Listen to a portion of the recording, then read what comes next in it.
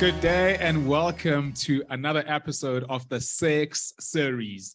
This has truly been an incredible time. We've got to connect with exciting speakers over time, and we've really had some brilliant lessons being presented and just an opportunity for us to really explore how sexual intimacy is a gift from God. And so today we're going to be exploring the conversation further. We are joined by two exciting guests, Shiela and Rebecca.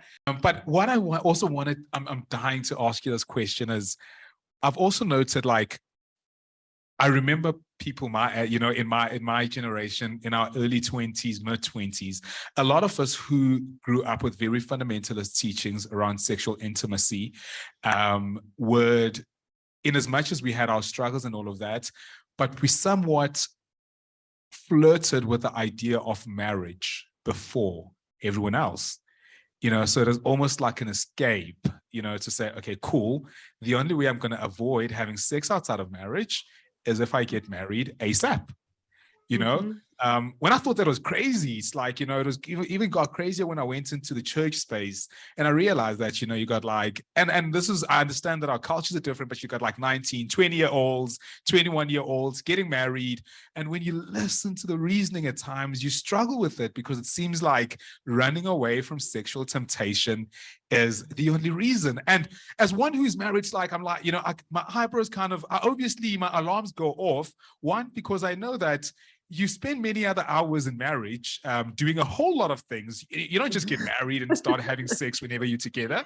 You've got finances to deal with, you know, how you view life, your values, your ideologies. There's just so much that defines a marriage. It's not just about running away from sexual. So what are your thoughts about that? Is it ideal for people to run away from the temptation of sexual intimacy through marriage?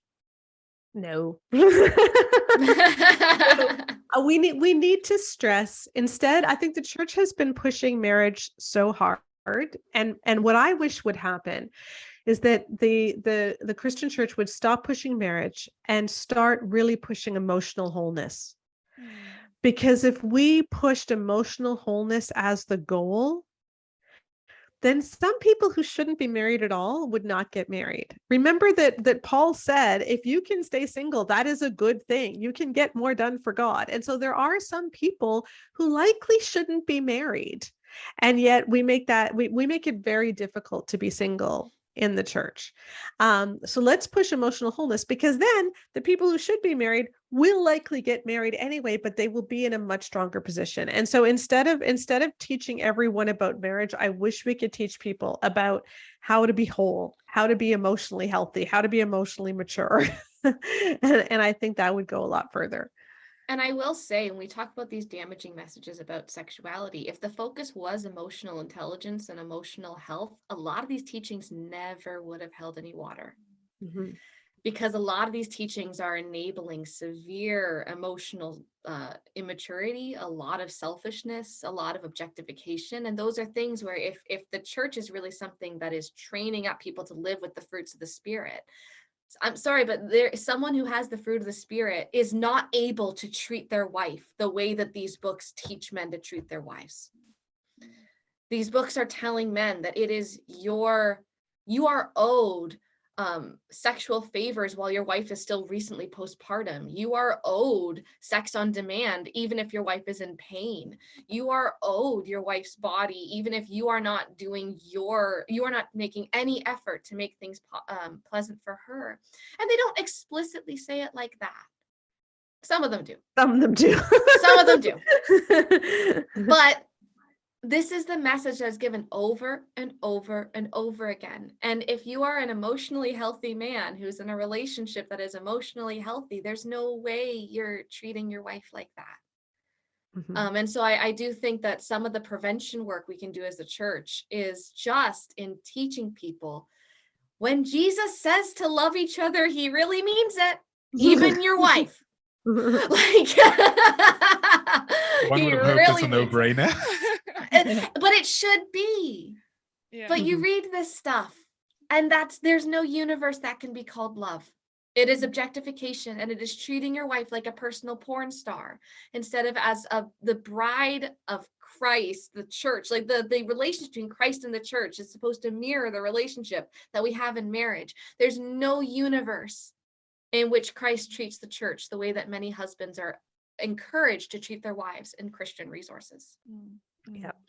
And can I just say, we've been talking a lot about the negative messages towards women. There is a really negative message towards men too, and it affects both men and women. But I really feel for a lot of the teenage boys in this, and that's the message that all men struggle with lust. It's every man's battle.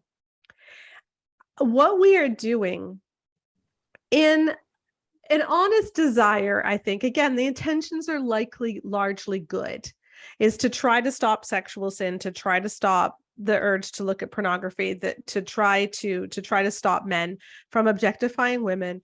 We tell men that lust is every man's battle, and you need to really stomp it down. And this message gets told to boys when they're 13, 14. Oh, younger. It gets told to boys at age 11, 12. Yeah. What we don't tell them is that noticing someone is attractive is not the same as lusting. Lust is a different thing. Lust is using someone for your own sexual gratification. So you are objectifying her, you are picturing her doing something, you are imagining something, you are saying to yourself, what if, noticing, wow, she has a nice body. That is not lust. Okay, that is, you have eyes. All right. And yet, picture a 12, 13-year-old boy, his hormones are going nuts. He's starting to get sexual feelings. And now what he feels is, I lust everywhere I go. And so it is impossible for me to not sin. It is impossible for me to not sin. And because we've conflated noticing with lusting. And so then obviously the only way to stop lusting is for women to dress in paper sacks. Or in something shapeless. And so that's where we get all these modesty rules, which make girls ashamed of our bodies because we're told not to be stumbling blocks, not to cause him to sin. And so the idea seems to be in the Christian church that Jesus saves women so that women can save men. Because Jesus can't save men. Like in Every Man's Battle, they literally say, when it comes to sexual sin, we got there naturally simply by being male. And they say men just don't have that Christian view of sex. And this Shiela, is... I must just make you laugh and tell you that we've progressed as society, hey? The last camp meeting that I went to, it was a young adults camp planning, and they said, males must wear vests when they swim. They're not meant to teach women, so... So but in all seriousness, I think what you raise is so critical, because it also then speaks into something like so severe, which is the rape culture, where very often should a woman not abide by the modesty rules, now regardless of whether it is her fault or not, if it is, it's all blamed on her. We recently had a very interesting thing in South Africa, where with our COVID-19 lockdown, there were some statistics released of what happened. And there was these crazy statistics that were released about how many teenage pregnancies, or the way it was phrased is how many teenage girls fell pregnant during the COVID-19 lockdown. Now, what's so interesting about that is the way they released the statistic is how many teenage girls fell pregnant, not how many teenage boys made, or how many men made those girls, and so it speaks very much into the blame game again, which then makes sexual intimacy difficult.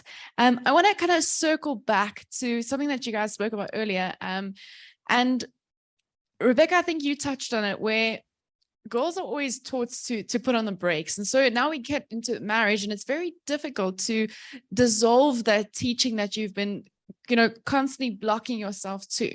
And then that kind of teaches back, or kind of goes back to that old, I think it's more the Catholic Church, but the very old teaching that sex only has one purpose, and that is to reproduce. Or it goes back into another teaching where it says that sex is for your husband. And so what is this? Now, if we had to really just put it simply, what is the purpose of sexual intimacy? If it is a God-given gift, what does that mean? What was God intending when he gave us sexual intimacy? Well, I think what we need to do is redefine what we mean by sex, because if we redefine it, then we figure that out. Because when we talk about a couple needs to have sex, a couple should be having frequent sex, what do we mean by that? Okay. If to get really blunt, okay, what we're picturing is it's very important that he puts his penis into her vagina, moves around until he climaxes. Like, that's what we mean. When we say a couple should have frequent sex, we're talking about intercourse. And when we think about it through that lens, and then when we read things in the Bible that talks about prioritizing your sex life, what we're hearing is it's very important to keep having intercourse. But what if that is not the definition of sex that the Bible uses? Okay? Because if sex is just intercourse, she could be lying there making a grocery list in her head. She could be in emotional turmoil, or she could even be in physical pain, and it would still count as having sex. But in the Bible, the first reference to actual sex is Genesis 4, verse 1, and Adam knew his wife Eve, and they conceived a son. And it's easy to read that verse and laugh, oh, God is embarrassed of using the real word. But the Hebrew word to know there, the root of that word is the same root as in the Psalms when David says, "Search me and know me, O God." It's this deep intimacy, this deep longing for connection. And so sex is not just physical. Sex is something which is truly intimate. And then we know from Song of Songs, a whole book in the Bible is devoted to sex, that it's pleasurable for both. If you count them up, she says more words than he does. And so she's having a good time. So sex is intimate, sex is pleasurable for both. And then in 1 Corinthians 7, the passage that is often used to weaponize against women, do not deprive him. If you actually read it, it's completely mutual. And that was revolutionary, because Paul was writing that not only does the husband have authority over the wife's body, but the wife has authority over the husband's body. And in Roman times, husbands already had authority over their wives' bodies to the extent that they could murder them and not be charged. Okay, you could kill your wife at will, and that was okay. But Paul said, no, wait, in the same way, she has authority over him. That was revolutionary. And I think we miss that. So sex biblically is mutual, intimate, and pleasurable for both. That's what sex is supposed to be. It's supposed to bring us closer together. It's supposed to be something where we each want it and we each celebrate each other in it. And it's supposed to be something which is pleasurable for us, along, of course, with the reproduction aspect. Yeah.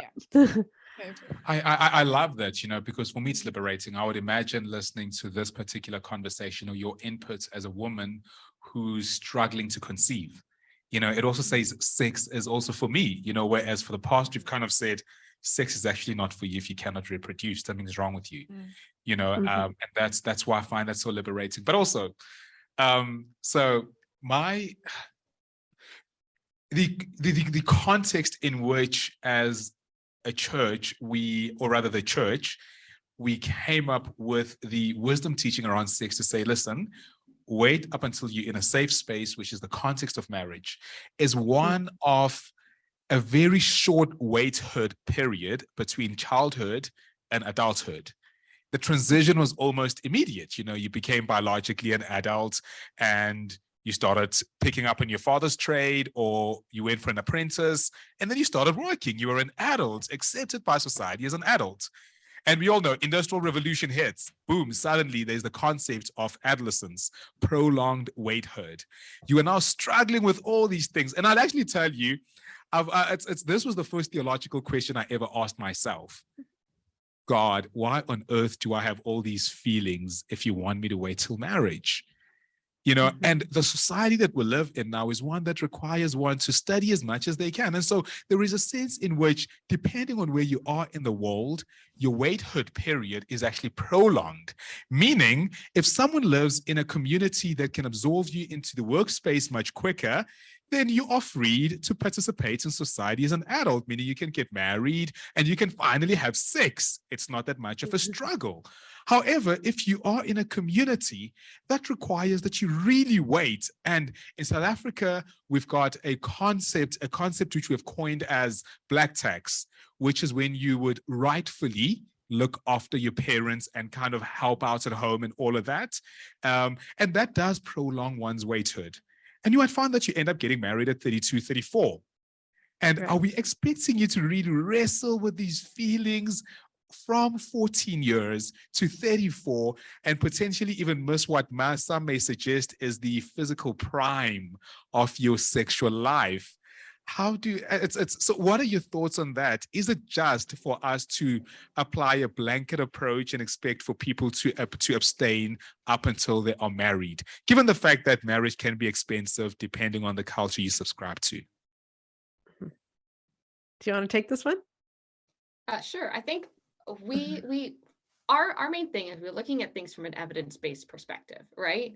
And different cultures, just like you said, things are just so different around. And I think that when we're talking about a Christian sexual ethic, a lot of times we need to consider how it's affecting the people that we're talking about, because often it's very easy to look at it from a bird's eye view and be like, this is what you should do. Sure. It's very simple. But I think that when we're talking about whether or not, like, what does it mean to save? Are we going to struggle with these feelings for like 20 years before getting married? This is why we need to not make the Christian life all about virginity. Because if that's the case, we need to have a very nuanced conversation of what does it mean to be chaste, not just virgin, but the idea of chastity. Because when I think about a Christian sexual ethic, I find very little biblical proof that anything in Christianity is a blanket. Either you are in the good group or the bad group, but that is what purity culture did. Either you are pure or you are not. But what if we change the idea of a Christian sexual ethic to one that is humanizing and respectful and selfless in how we are acting towards the other? And maybe that means that culturally we need to consider, if we believe that means, I don't want to have sex with someone I'm not married to because I don't believe that is fully respectful of, and I don't feel it is selfless. Maybe we try to live counterculture and figure out how can we, figure out, is there a way to work around this, and what do I need to do? But I do think that the question is first and foremost, how do I respect the other? Am I being humanizing? Am I being selfless? And then is there a way that I could live counterculturally? Maybe in some cultures it means getting married earlier, in some cultures it means getting married later. I don't know. But I think that the question needs to be first and foremost, am I treating others in a Christ-like way? And I also think there's going to be a lot of nuance that churches and theological groups can really sort out.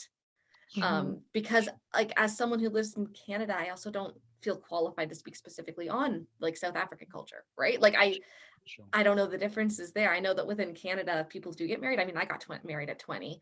I got married in university. Lots of people do. And I got married in school. That's very, very normal here. And so I think that there's a level where this is also one of the problems with how we've been talking about it in this very large global area without looking and getting into the actual day-to-day experiences of people. And it's very easy to sit up in an ivory tower and say, this is how you should live. And instead, what we need is the messy back and forth in community with other people, the same way that the early church used to function, where it was really, you were in each other's lives. Like, you knew what was going on. You were invested in people. You weren't some, big voice from your multi-million-dollar mansion halfway across the world telling others you're not as good of a Christian as me because of XYZ. And I would love to see the church, getting back into this nitty-gritty kind of wrestling it out between believers. And in a weird way, that's what we're trying to do with our research. Yeah. Because we're trying to take it out of that ivory tower mentality and say, but what's actually happening with people? What's actually happening, right? Like, we need to actually listen to these people and see what are their struggles. As an example, of this idea of like, do you wait or do you not, like when it's so long. When we talk about the actual ramifications, we found a really interesting statistic that we never would have found if it stayed in the theological realm, which is if a couple is in their lifetime only has sex with each other, okay, so they are when they met and started together, they were both virgins. If they had sex for the first time before the wedding, they had a 19% less, like 25. lower likely. We thought it was 25. Oh, 25%. Sorry, I'm getting mixed up with another stat. Thank you. This is why it's good to have multiple of us. We can fact check each other. But people who waited until the wedding night were 25% more likely to experience vaginismus. So the woman experienced sexual pain. So we have to wrestle with this as a church. We have to wrestle with what this means. We have to talk, and this is why, again, we need to talk about it in a personal, community-based situation where we can really understand the intricacies and the complications, and stop doing what the Pharisees did and look from, again, the ivory tower and say, this is why you are all failing. And instead say, what are the people behind this? And what is their experience? What is their struggle? And meet them like Christ did, around a table. And be part of their lives. Yeah, I think can I zoom in on Absolutely, that please. for a minute? Because part of the problem, let's just talk about sexual pain for a minute, because this was a big part of our research. So vaginismus is a sexual pain disorder when the muscles of the vaginal wall contract or get really tight, and it makes penetration very painful, if not impossible, for women. And what's key here is that vaginismus is more than twice as common in conservative religious communities like evangelicalism than it is in the general population. And this has been known for about 50 years. And when we measured it, we found an incidence rate of 22.6% of women have experienced this. That is huge, absolutely huge. And yet we never talk about it. We all talk about erectile dysfunction. Everyone knows what erectile dysfunction is. Hardly anyone knows what vaginismus is. And yet vaginismus is far more common among couples under 40. And it is very debilitating. It's horrendous for these couples. And yes, if you wait for marriage, you are more likely to experience it. That does not mean that we're arguing that you should have sex before marriage. But what we are arguing is that the way that we talk about sex, the way that we do the honeymoon, is not good for women. It's not humanizing. It does not set people off on the right track. And so we need to talk about this differently. And if I can, before we leave the single stuff, there's one other thing I wanted to say. And then if you could, I would like to explore pain a little bit more too. But when it comes to waiting for marriage for sex, we need to realize that the real need that God put in us is for intimacy and connection. That is the drive that we all have. And that can be expressed in a variety of ways. And sexually is one of them, but it's not the only one.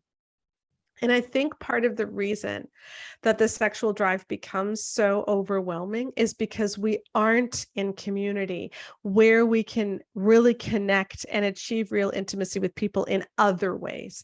And if we were able to establish a Christian community where people truly were connecting, and there was a degree of spiritual intimacy, there was emotional health and emotional intimacy, I think a lot of the sexual addictions, sexual compulsions, big sexual struggles would be minimized. Not that they would go away, and certainly not for everybody, but I think it would be something that would be minimized. And I think part of the issue is that we are driving all of our needs for intimacy towards sex, rather than seeing that there are many different ways to express that. Hundreds, else, just before you draw us towards closing, the guest speaker we had last week spoke about the idea of, the energy of love and us being able to use that energy creatively, and just how we can use it in other spaces of our lives, and the truth is, I think, and for me, this is also the tragedy of porn. I think as guys, you almost, in as much as it's not only guys that watch porn, but it's like we're given the green light to explore our sexual being, and because at times there aren't enough guidelines, so culture gives us a green light. The church places women to make sure that they monitor us. But the truth is, at times, we end up misusing this energy, this desire for intimacy, this desire for genuine community where you can look at someone and say, flesh of my flesh, bone of my bone. And so I really love what you've said, and I genuinely appreciate it as liberating.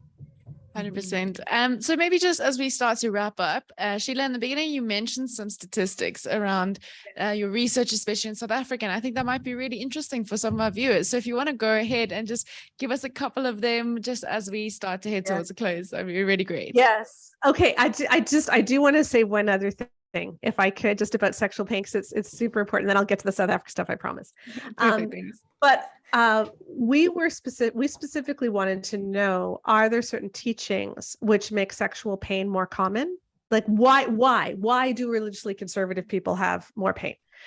And we did find that there was one message in particular that was highly correlated with an increase in sexual pain. And it's this idea that a woman is obligated to give her husband sex when he wants it. When a woman believes that, her chance of experiencing sexual pain increases to almost the same statistical effect as if she had been abused.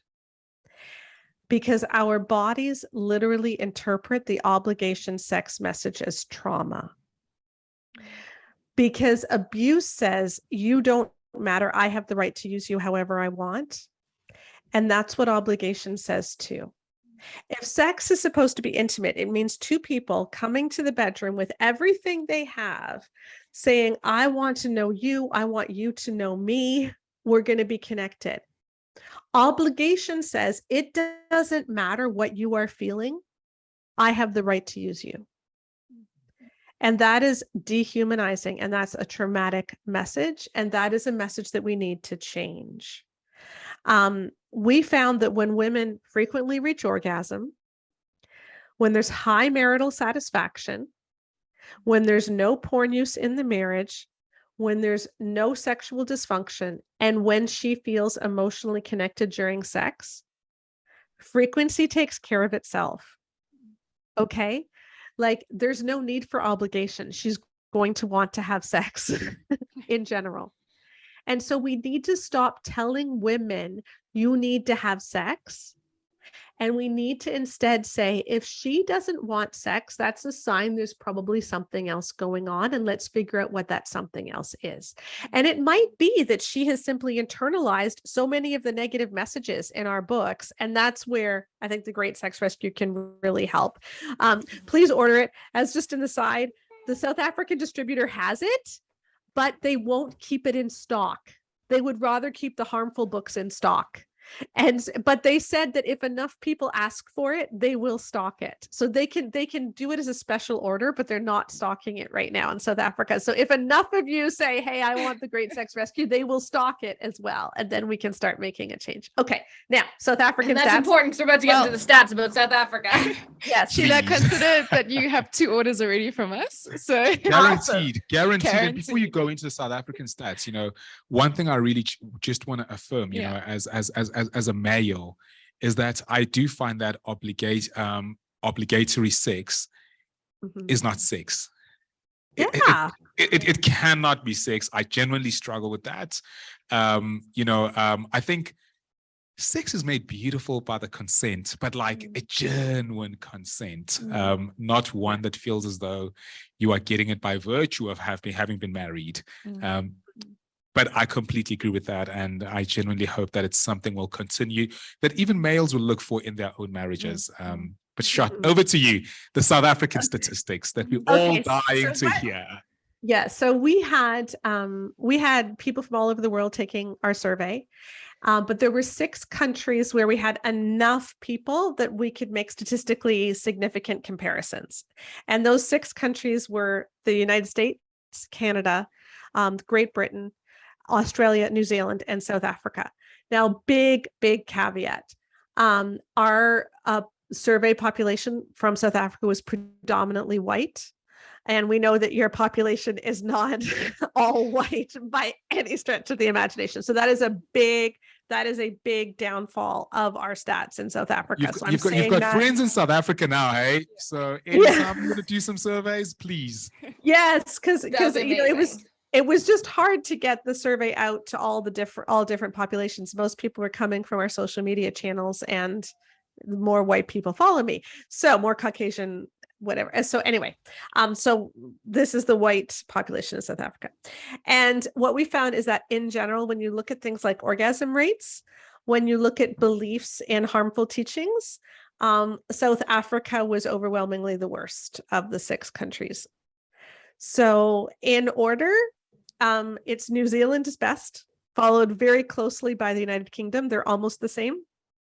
And then Canada and Australia are next. And we kind of flip a lot. Like it's not obvious who's better. We flip quite a bit. And then the United States and South Africa are at the bottom. And South Africa is overwhelmingly at the bottom. So there's a lot more belief in very gender focused messages among South African communities, it seems, where women feel much more that they are in essence forced quite a bit more to have sex they don't want to have within their marriages because of these negative teachings. Yeah. And the orgasm gap is worse. Yeah. So the stat that I gave you was for women overall, but in South Africa it would be worse. Yeah. Yeah. So with that said, what we're saying is we're just so happy the conversations are happening. And these conversations, the more that people see that their normal doesn't need to be forced marital duty, but their normal can be, like you said, consent is the baseline. Like we need to have enthusiastic, like you want an actual happy, intimate, pleasurable sex life. And the more that people speak out and say, you know what, our normal should be good, not just kind of bearable, but good. The more we speak out about that, we're going to see that gap close. We're going to see people rejecting harmful messages that say, women, God made you to be used, and he is okay with that. They're going to get rid of those messages, and instead they're going to embrace the life-giving messages that Christ loves you and expects you to have life and life abundant in all areas, including in the bedroom. We can't say thank you enough. That's all I can say. This has just been so amazing, and just so much of what you said. Like I know that when we do air this is going to be something I'm going to come back to and listen to a whole bunch of times, and I can't wait to read the book, because you've really given us some tools and some thoughts just to think about, like, what are some of those things that we've internalized? And it's, what are some of the good intentions that have gone wrong in the way that we've conveyed the message? And what is it that God is actually calling us to when he says that he has created us for one another? And so now I just want to maybe just touch on one last thing, and that is just to say that when we speak of God's gift to humanity, in the version of Christ, that he lays down his life for us, let us just maybe just pause on that for a moment, just see this in the lens of sexual intimacy as well, is that we lay down our lives for one another to say, I put my needs aside so that I can see the other person and realize their need, and that respect aspect that you spoke about. And so we just want to say thank you to you guys for this. It's been really, really amazing. And we really hope that we'll be able to do this in the future with you again. It'd be really so cool. 100%. And if you are watching from home and this is the first episode you've seen from the Sex series, I would encourage you to go back to week 1, where we had our guest speaker who was laying the theological foundation. Week 2, where we had an exciting conversation with a panel of Dr. Eve, a Catholic priest, Father Bruce, Reverend Mukhumuzuri and Annelies Siswane. And if you're joining us for this conversation, well done. If you have also watched the other 2 conversations, if you haven't, I encourage you to do so.